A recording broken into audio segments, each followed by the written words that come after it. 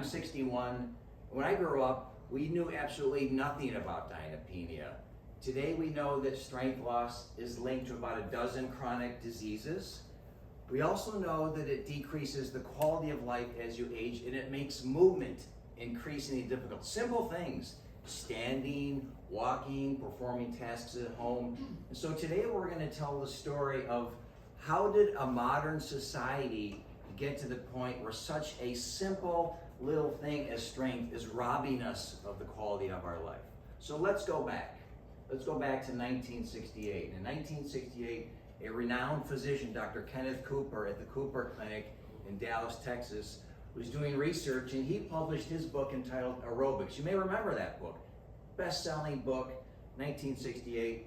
In his book, he basically introduces a point system for different types of activities and how, based on how beneficial they are to